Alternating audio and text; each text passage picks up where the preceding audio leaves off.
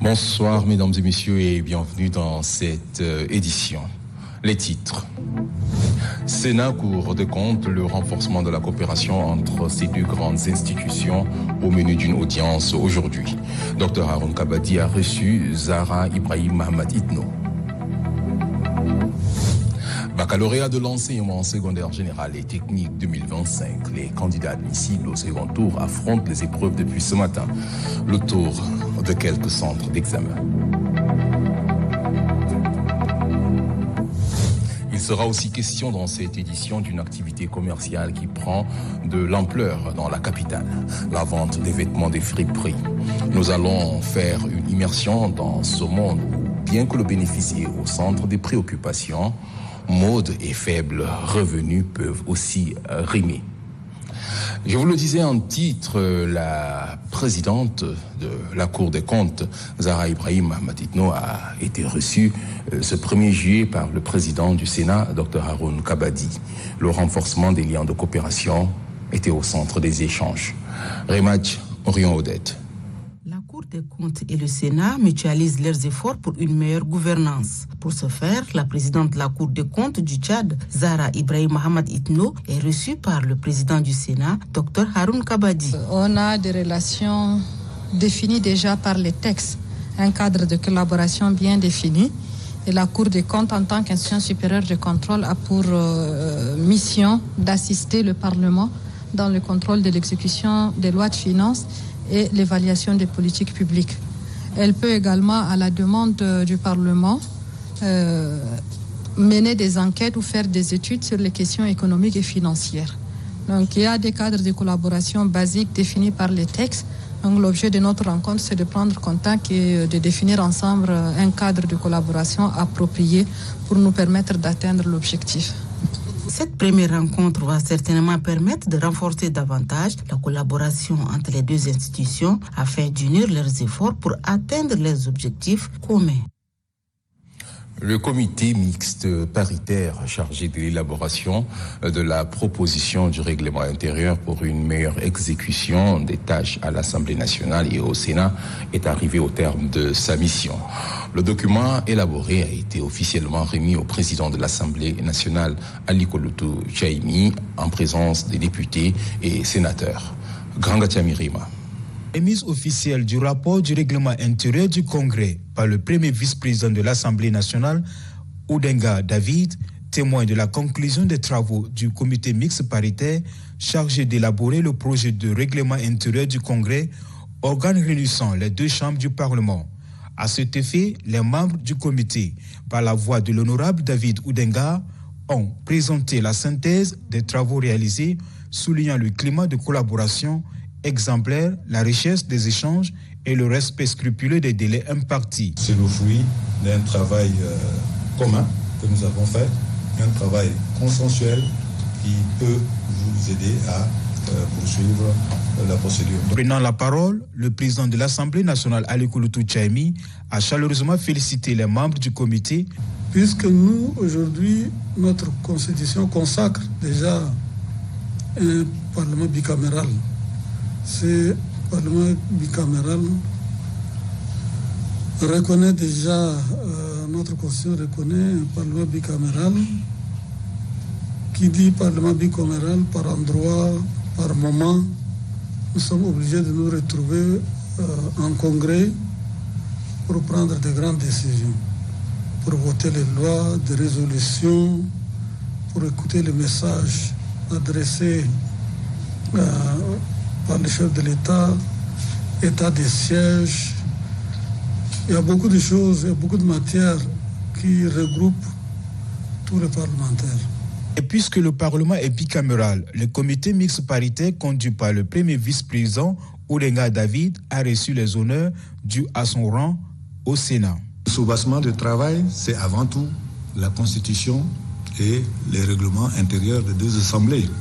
Mais nous nous sommes inspirés également des règlements intérieurs de congrès de certains pays ayant en commun l'usage du français. Dr Haroun Kabadi félicite le dit comité pour avoir tenu le pari de l'élaboration du projet de règlement intérieur du Congrès. Ce qui est important, c'est c'est le respect des dispositions constitutionnelles. Dans le respect des dispositions constitutionnelles, je crois que personne ne va se perdre. Maintenant, si on ne respecte pas les dispositions constitutionnelles, tout le monde va se perdre parce que chacun ira dans un sens ou dans l'autre, comme vous pouvez l'imaginer. Le rapport fourni par le comité mixte paritaire permettra de définir les règles de fonctionnement du Congrès, organe central d'articulation entre le Sénat et l'Assemblée nationale. La prochaine étape consistera à soumettre le projet de règlement aux instances compétentes des deux chambres pour examen et adoption. Une réunion extraordinaire de la Commission économique et financière de l'Assemblée nationale s'est ouverte cet après-midi au Palais de la démocratie. Convoquée par le président de l'Assemblée nationale, Aliko Tchaimi, la rencontre vise à encourager l'équipe de cette commission pour le travail accompli. Grangatia Mirima. Cette réunion extraordinaire de la Commission économique et financière vise à la revue à mi-parcours de l'exercice parlementaire. Tout l'honneur est accordé au président de la Commission économique et financière, Moussa Mahamad Hagar, qui a pris la parole pour remercier le président de l'Assemblée nationale pour la confiance et la disponibilité dont il fait preuve à leur égard lorsqu'il s'agit des questions d'éclaircissement sur le domaine financier. Joignant l'acte à la parole, le président de l'Assemblée nationale, Aliko Tchaimi, a également promis que plusieurs formations auront lieu pour renforcer les capacités de la commission si besoin se fait sentir et conformément à l'agenda parlementaire. Le président de l'Assemblée nationale, Aliko Tchaimi, a rendu hommage à tous ceux qui ont travaillé à l'Assemblée nationale et prodigué des conseils en ces termes. L'immunité parlementaire est un prestige, mais elle peut être très nocive également. C'est pourquoi il faut s'armer de patience et faire preuve de sagesse pour éviter tous ces pièges, a-t-il conclu. La Cour de compte du Tchad a enregistré ce lundi l'entrée en fonction de deux conseillers. Il s'agit de Haroun Hashim Adam et d'Enro Irène Ortom. Ils ont prêté serment devant la présidente de la Cour des comptes, Zahra Ibrahim Mohamed Itno, et le représentant du président de la République, Moustapha Masri. Mohamed Brahim Abakar, reportage. C'est dans la salle d'audience de la Cour suprême que la cérémonie de prestation de serment s'est déroulée en présence des membres de la Cour des comptes et bien d'autres invités. Les deux nouveaux conseillers, Haroun Hashim Adam et Dinro Irène Ortom, ont juré d'être fidèles à leur engagement. Conformément au texte en vigueur, en présidant cette cérémonie, la présidente de la Cour des comptes a rappelé l'importance du rôle que joue cette institution dans le contrôle des finances publiques, tout en insistant sur la rigueur, la probité et le respect de l'éthique qui doit désormais guider les membres. Elle a ensuite renvoyé les deux conseillers à l'exercice de leurs fonctions, marquant ainsi leur entrée officielle au sein de la haute juridiction financière. Aux récipiendaires du serment qu'ils viennent de prêter et les renvoie à l'exercice de leurs fonctions. Dit que de tout, il sera dressé procès verbal qui sera classé au rang des minutes du greffe de la Cour des comptes. Les deux promus ont exprimé leur gratitude à l'endroit des plus hautes autorités du pays pour la confiance placée en leur personne. Une très belle occasion pour moi de rejoindre cette auguste institution pour remplir les rôles qui nous sont assignés avec dévouement et impartialité. Cette double nomination vient renforcer les effectifs de la Cour des comptes dans sa mission de contrôle et de redevabilité en matière de gestion des deniers publics. Baccalauréat de l'enseignement secondaire général et technique 2025, les candidats admissibles ont composé la seconde série des épreuves ce mardi 1er juillet 2025. Pour se rassurer du bon déroulement des épreuves, les responsables de l'ONEX et les membres du jury ont fait le tour de certains centres de la capitale. Kadnoua Théophile. 26 854 candidats recalés à la première session du baccalauréat de l'enseignement secondaire général et technique entament depuis ce matin les épreuves écrites de la seconde série. Pour cette série qui se déroule en un jour, les candidats ne composent que les 3 matières fondamentales de leur série pour une durée de 2 heures pour chaque matière. Pour s'assurer du bon déroulement de l'examen, les membres du jury, les directeurs des examens et concours du supérieur, sous la houlette du directeur général de l'ONEX, professeur Bianzoubé Tikri, ont fait le tour de quelques centres d'examen de la capitale. Les 5 centres qu'on a eu à visiter, tout se passe dans de bonnes conditions.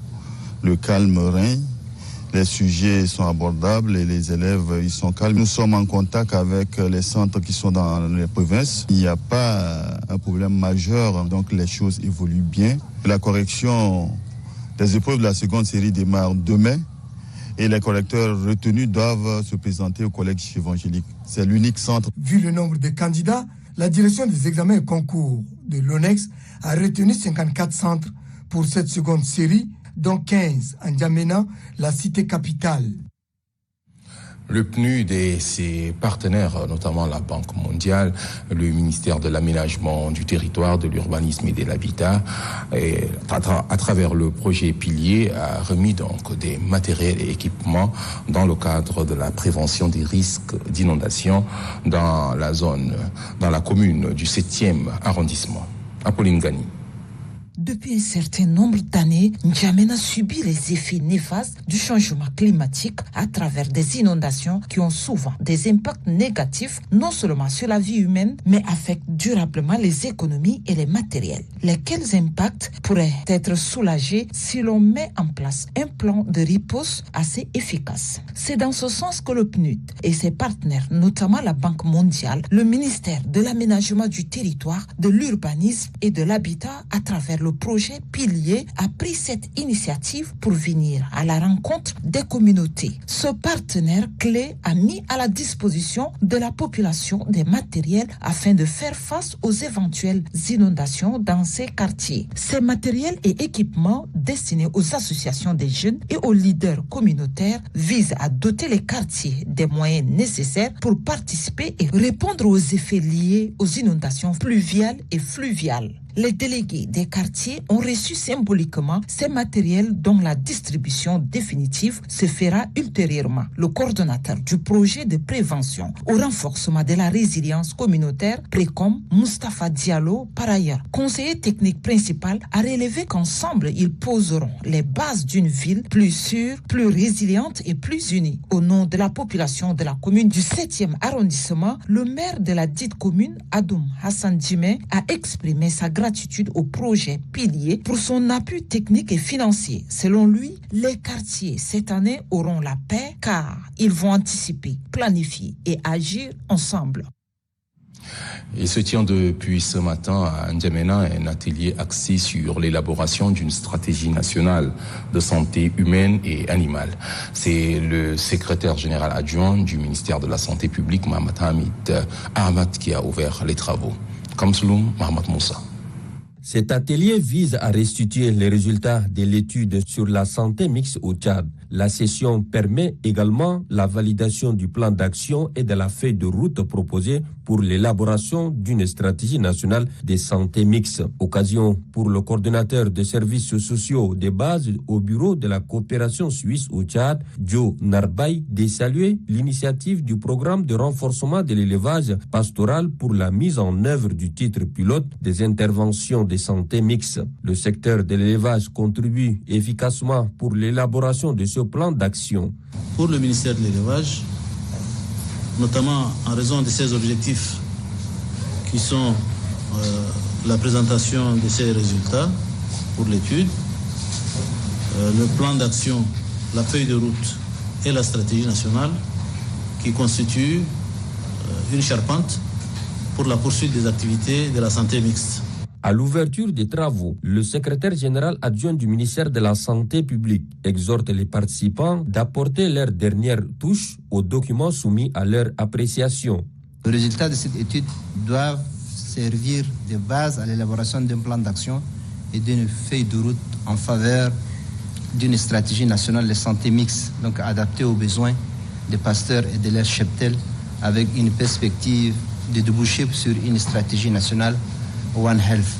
Cet atelier offre l'opportunité aux participants pendant 2 jours de réfléchir et de partager des expériences basées sur de nouvelles stratégies afin d'obtenir le résultat escompté. Dans la province du Guéra, à Dongom, une localité située à 19 km de Mongo, les agents de santé communautaire soutenus par l'UNICEF travaillent sans relâche pour lutter contre le paludisme, la diarrhée et la pneumonie.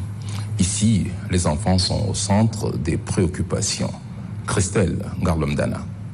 À Dongom, les agents de santé communautaire se battent contre les maladies telles que le paludisme, la diarrhée et la pneumonie qui touchent particulièrement les enfants. Leur dévouement est accentué par l'appui de l'UNICEF qui assure la dotation en médicaments nécessaires. En l'absence d'un centre de santé opérationnel, ces agents font face à des conditions difficiles pour fournir des soins essentiels à la population. Toutefois, un centre de santé est en construction, financé par le fonds propre de la population locale, ce qui montre un fort engagement communautaire. Je fais la sensibilisation des femmes enceintes, femmes allaitantes et les vaccinations contre les maladies évitables. C'est ce que je faisais depuis 2021 jusqu'à aujourd'hui au niveau de mon village.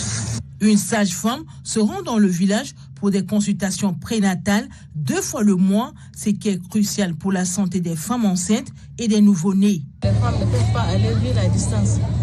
C'est pourquoi on est venu faire la CEPEN ici. Et la consultation prénatale, c'est le suivi de la grossesse, dès la conception jusqu'à l'accouchement. Et on va voir est-ce que la femme a des problèmes ou non. La visite à Dongom met en lumière la lutte acharnée des agents de santé communautaire et le soutien inestimable de l'UNICEF. Alors que la construction du centre de santé progresse, l'espoir d'un avenir plus sain pour les enfants de Dongom devient de plus en plus tangible. Le comité de politique monétaire de la Banque des États de l'Afrique centrale a tenu hier à Malabo, en Guinée équatoriale, sa première session ordinaire pour l'année 2025. À l'issue de la rencontre, le gouverneur de la BAC, par ailleurs président du comité de politique monétaire, Yvon Sana Bangui, a animé par visioconférence, une conférence de presse, conférence au cours de laquelle la situation économique du premier trimestre de l'année dans la zone CEMAC a été évoquée. Mamadou Moussa Bamichéib. Selon le président statutaire du comité de politique monétaire de la Banque des États de l'Afrique centrale, CPM, Yvon Sana Bangui, cette deuxième session ordinaire a permis de prendre connaissance des perspectives macroéconomiques mondiales et sous-régionales. C'est ainsi qu'au niveau sous-régional, indique le gouverneur de la BAC, l'on enregistre cette année un ralentissement de la croissance économique à 2,4% contre 2,9% en 2024, en lien avec le recul de la production pétrolière. Mais l'analyse stipule que l'inflation est en baisse en 2025. Yvon Sana Bangui de poursuivre qu'après analyse de la situation économique de la zone CEMAC, le CPM a décidé de maintenir le taux d'intérêt des appels d'offres à 4,50%, celui de la facilité de prêt marginal à 6%, le taux de facilité de dépôt à 0% et les coefficients de réserve obligatoires à 7% sur les exigibilités à vue et 4,5% sur les exigibilités à terme.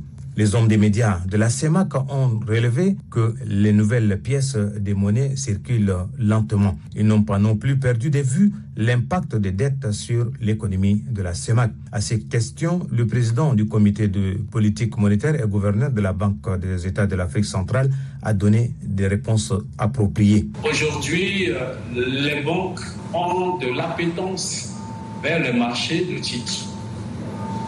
Et cette mobilisation des ressources pour les États crée ce qu'on appelle l'effet d'éviction. C'est-à-dire que les financements sont orientés vers le fonctionnement de l'État au détriment du financement du secteur privé, source de croissance.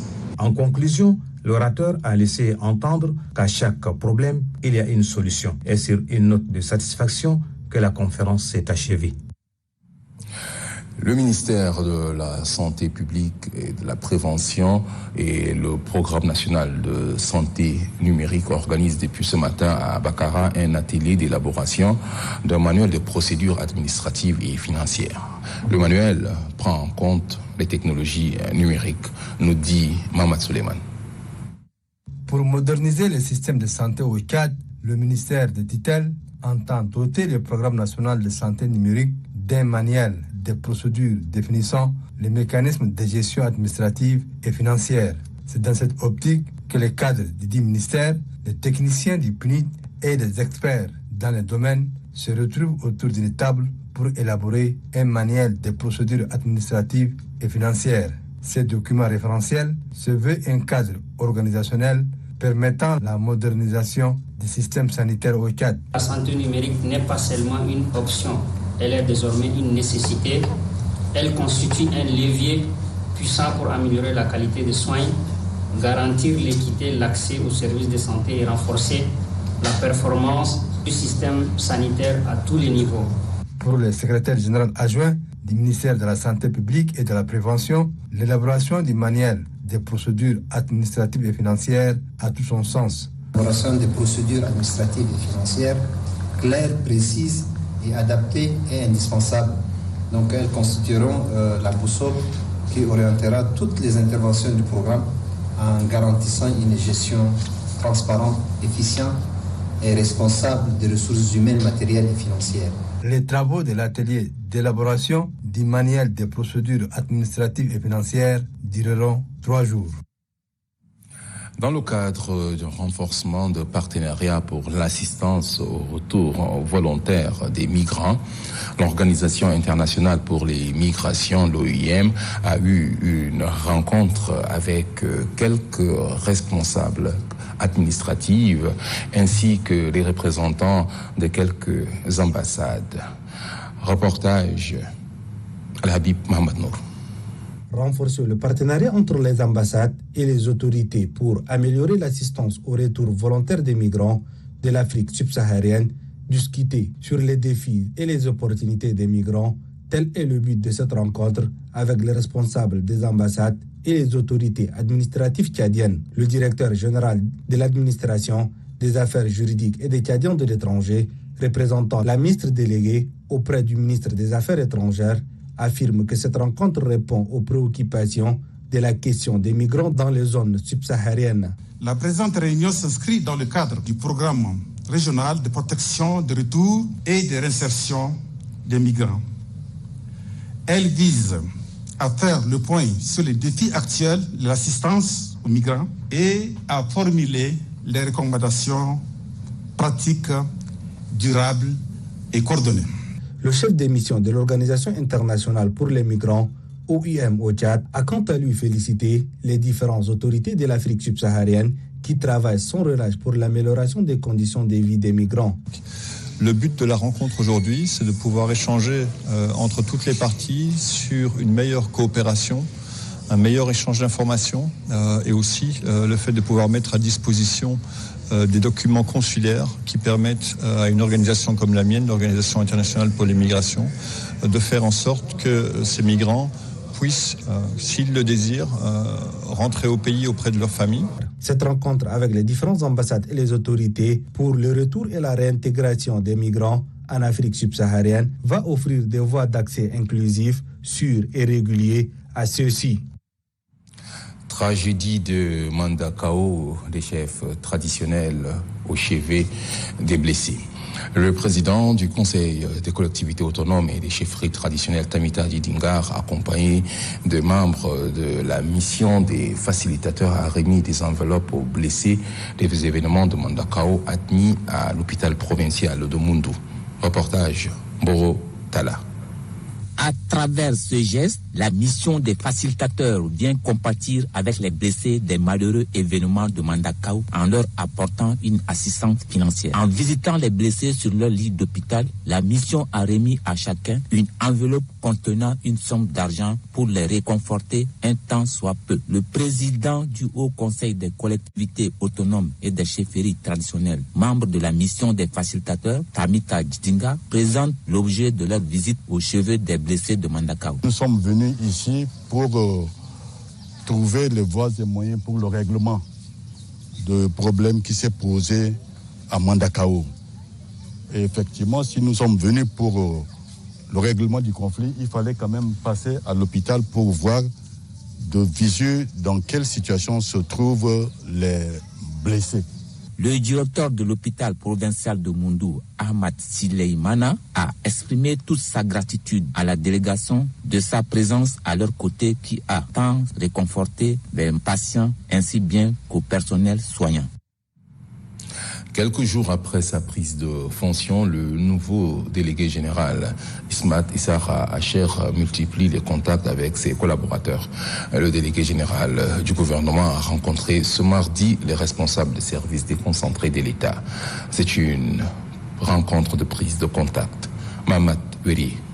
Installé depuis le vendredi 27 juin 2025, le nouveau délégué général du gouvernement auprès de la province de Salamat, le général Ismat Issara Hacher, a entamé une série de rencontres de prise de contact. Sa toute première réunion s'est tenue avec ses collaborateurs directs. Dès l'ouverture de la séance, le général a dressé un constat sans détour. La province de Salamat accuse un retard notoire en matière de développement. Selon lui, cette situation résulte d'un manque de coordination et d'implication collective. Le délégué général a également rappelé que la province a traversé des périodes difficiles. Pour y faire face, il appelle à une collaboration franche et inclusive, insistant sur l'importance d'unir les efforts pour relever les défis communs. Il a réitéré son attachement au programme politique des chefs de l'État, articulé autour de 12 chantiers prioritaires et 100 actions phares. Par ailleurs, le général Ismat Issara Hacher a exhorté ses collaborateurs au strict respect de la hiérarchie qu'il considère comme un pilier fondamental de l'action administrative. En conclusion, il a réaffirmé sa disponibilité, assurant que sa porte demeure ouverte à toutes les suggestions susceptibles de faire avancer le développement de la province du Salamat. À Biltine, dans le Wadifira, le nouveau délégué de l'énergie et de l'eau a pris officiellement fonction. Les temps forts de la cérémonie. Après une année et 2 mois passés à la tête de la délégation provinciale de l'eau et de l'énergie, Hissène Adoum Abdoulaye cède sa place au délégué entrant de l'eau et de l'énergie Moustapha Abdraman Abdelkerim. Selon le délégué sortant, Hissène Adoum Abdoulaye, il y a 13 chantiers d'accès à l'eau potable et des chantiers de construction pour renforcer la nappe d'eau. Il indique par ailleurs que l'accès à l'énergie et à l'eau potable est l'un des défis majeurs que le gouvernement s'est engagé pour changer la donne, avant de souhaiter plein succès à son successeur. Le délégué général du gouvernement auprès de la province de Wadifira Djimbaye Kamdo installe officiellement le nouveau délégué provincial de l'eau et de l'énergie en ces termes. Votre délégation est le bras technique du ministère de l'eau et de l'énergie au niveau provincial, garant de la qualité et de l'équité dans l'accès aux services de base liés à l'eau et à l'électricité. Sur ce, en vertu des pouvoirs qui me sont conférés, j'installe officiellement le nouveau délégué provincial de l'eau et de l'énergie de Wadifira et le renvoie à l'exercice de ses fonctions. Le délégué entrant Moustapha Abdraman Abdelkerim s'est dit conscient de la responsabilité qui l'attend et promet de faire de son mieux pour relever les défis liés à l'accès à l'eau potable et à l'énergie, tout en remerciant les plus hautes autorités pour la confiance accordée à sa personne. Le délégué général du gouvernement auprès de la province de Wadifira, Djimbaye Kamdo, a présidé à Biltine une cérémonie d'installation du nouveau délégué de l'eau et de l'énergie de Wadifira, je vous l'ai dit à l'instant. Le collectif des chercheurs en ingénierie des sols et résilience contre les inondations au Tchad, en collaboration avec la commune de Mongo, a organisé une conférence placée sous le thème « Les stratégies locales de gestion des inondations, solutions techniques, écologiques et communautaires pour renforcer la résilience des populations au Tchad ». Les détails avec Mohamed Oumar Moursal.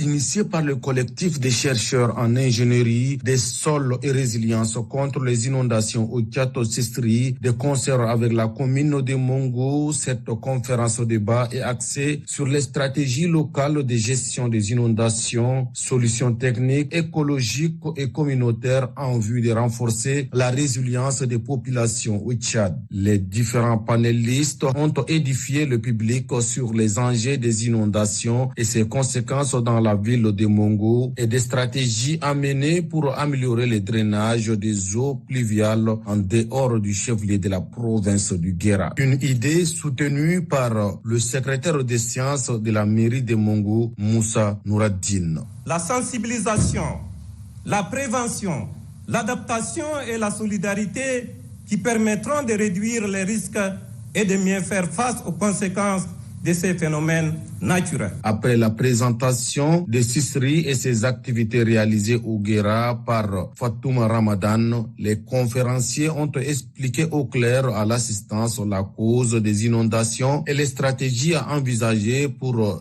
trouver une solution fiable. Les membres du collectif des chercheurs en ingénierie des sols et résilience contre les inondations au Tchad-Sistri misent sur leur savoir-faire pour trouver une solution définitive aux problèmes d'inondation dans la ville de Mongo. Le délégué général du gouvernement auprès de la province du Mayo-Kébi-Ouest, Abdelmanan Khathab, a présidé ce 1er juillet 2025 à Pala les travaux de la 55e Assemblée générale de la rencontre sacerdotale et religieuse des Africains au Tchad. La cérémonie d'ouverture s'est déroulée en présence de l'évêque de Pala, Monseigneur Dominique Tinoudi et plusieurs autres invités de marque. Nenbe Nestor Galandi.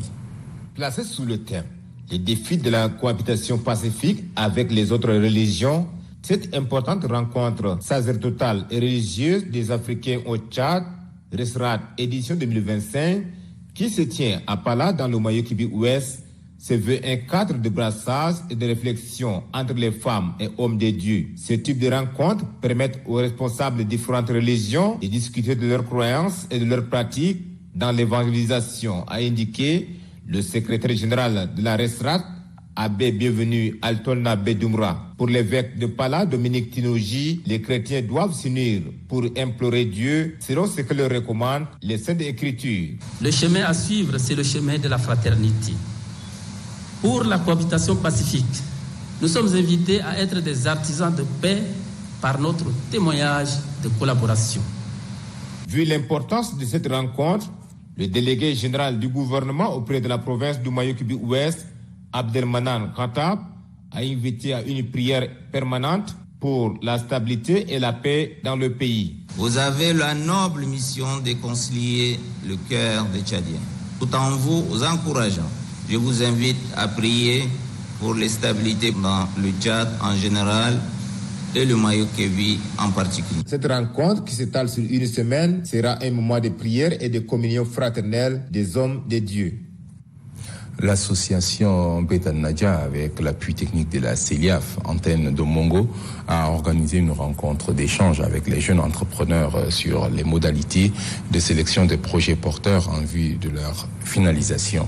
C'est dans le cadre de la promotion de l'entrepreneuriat et la lutte contre le chômage. Mamadou Marmoursal. L'association Betan Nadja s'engage aux côtés du gouvernement tchadien dans la promotion de l'entrepreneuriat et la lutte contre le chômage au Tchad à travers la mise en œuvre d'une plateforme de prêts d'honneur HP. Ces prêts sans intérêt ni garantie mais remboursables prennent en compte 12 femmes promotrices porteuses de projets innovants afin de favoriser l'émergence d'initiatives entrepreneuriales locales durables au Tchad. Le responsable des prêts d'honneur, Ali Bichara Ibet, précise que depuis 2017, que son organisation forme et sensibilise la population sur le montage des projets. Nous entendons par le prêt d'honneur, c'est un prêt d'un montant plus ou moins équivalent entre 5 à 6 millions qui sera mise à la disposition des bénéficiaires. C'est un prêt sans garantie, sans intérêt, mais remboursable dans la durée du projet. Abdoulaye Youssouf Seyit, président du comité d'agrément, explique les critères de sélection des dossiers pour retenir les projets porteurs. Le comité d'agrément cherche à poser des questions aux promoteurs ou promotrices pour juger la pertinence de leur projet. Saluant cette initiative d'intérêt commun, Maïmouna Moussa, présidente de CELIAF Mongo, invite ses sœurs bénéficiaires de prêts à rembourser dans le délai requis. Il a présenté son deuxième ouvrage au public. C'est un livre qui parle de la lutte contre la traite des personnes. Lui, c'est Dr Mohamed Magar Arou. Son livre a pour titre « Les références normatives en matière de lutte contre la traite des personnes au Tchad ». Notre reporter Korodé Rosine était présente à la cérémonie des dédicaces. La référence normative en matière de lutte contre la traite des personnes au Tchad, c'est le titre de l'ouvrage écrit par Dr Mohamed Magar Arou. Ce livre de 245 pages est divisé en 4 chapitres. C'est la maison Résilience de Yaoundé qui a édité cet ouvrage. Selon l'auteur, la lutte contre la traite des personnes nécessite un renforcement des moyens et des stratégies adaptées à ces nouvelles tendances. Et ce livre est également le fruit d'un travail de recherche approfondi sur les cadres juridiques qui régissent la lutte contre la traite des personnes dans le contexte tchadien. L'auteur souligne que la traite des personnes est un problème multidimensionnel. C'est une forme de criminalité, c'est une menace asymétrique. Qui dit asymétrique, c'est-à-dire qu'on ne voit pas la menace qui nous guette dans la société, qu'on ne peut pas faire face de façon conventionnelle pour la lutter.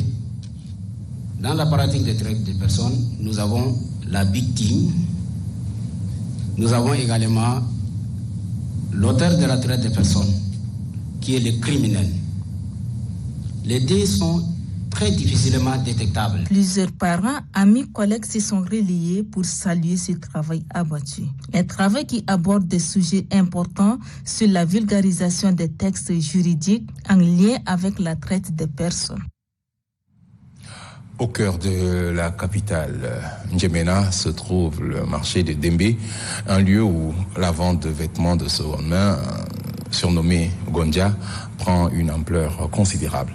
Pendant les vacances, ce marché attire de nombreuses jeunes filles qui voient dans cette activité une opportunité économique, mais aussi une manière de s'exprimer à travers la mode.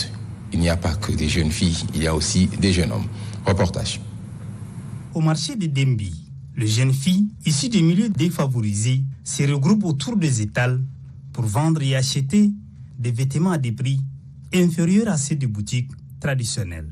Les témoignages recueillis soulignent que s'habiller avec style et élégance est désormais à la portée de ces jeunes, malgré les budgets limités.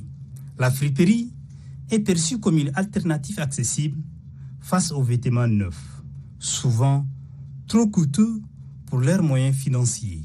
Une jeune vendeuse explique qu'elle achète des habits de seconde main parce que ça dure plus que ceux de prêt-à-porter et le prix est abordable. Ce sont les trucs économiques. Quand tu portes, ça peut durer avec toi jusqu'à pendant quelques mois. Son point de vue est partagé par des consoeurs qui soulignent que la qualité durable des vêtements de friperie ajoute une autre jeune fille, illustrant aussi l'importance de cette pratique dans un contexte où les vêtements des classes boutiques restent inaccessibles pour un grand nombre. Ça coûte moins cher et puis ça me permet d'économiser aussi. Ça me plaît bien de vendre les friperies. J'aime aussi porter ça, donc pour ne pas acheter avec les hommes et porter, je préfère moi-même aller chercher ça et porter. La vente des friperies au marché de Dembe n'est pas qu'une simple transaction commerciale, c'est un véritable phénomène qui répond à des besoins économiques et sociaux. Point final à cette édition. Merci de votre fidélité à Téléchat. Excellent.